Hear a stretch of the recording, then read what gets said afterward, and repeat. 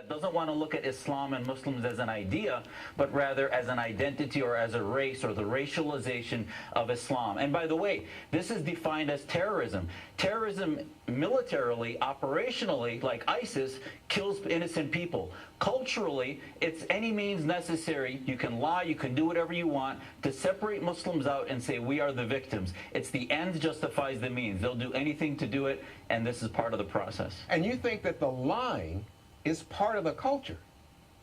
It's part of the Islamist culture, not as a Muslim, as a moral, faith-loving Muslim who believes in God. No, this is our problem. This is the pathology I'm trying to treat in our Muslim reform movement. But anyone who thinks that the theocrats of Islam, the Islamists, that this isn't part of the pathology is in deep denial. And the denial, Juan, is exaggerated by those who want to continue to bury us in grievances and victimization rather than telling our children that our legacy as Americans is that we're Americans first. Americans are not the them. We are the Americans, and they want to divide us versus them, and they do it through mockery, through videos, whatever it is, in order to separate us and our children out of society. We need to call this out, and the reason you're hearing more about it now is people are just fed up with it, and they're starting to report it. Police are starting to chase down facts better than they used to 5, 6 years ago, so I think it was happening before, but now we're just reporting on it better. And do you think, in fact, and we've heard some of these reports from places like the Southern Poverty Law Center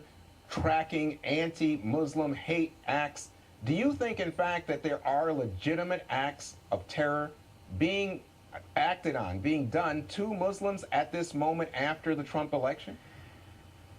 Well, not necessarily. There's been no demonstrable upticks of real acts of hate. There has certainly been some amount of bigotry that has existed, but any honest Muslim would recognize that there's actually 3 times more against the Jewish community, so there's bigotry out there. But the best way, Juan, as an American Muslim to deal with that and melt away the bigotry is for Americans not to see me grabbing onto the victim mindset, but rather to say that we need to show that we are the solution. We're going to own the problem, and that will melt away any bigotry that exists, for Americans to see us taking ownership and being the solution rather than fearing us and getting some rational fear of wondering, boy, what do we do? There's vehicles on streets that are mowing down people. How do we prevent this? If they're going to see something, say something, we can't make them fearful of us. We need to own the problem. One last quick question, Dr. Jasir. Both cases, the New York subway, Michigan, very young people, not seniors, young people. Why?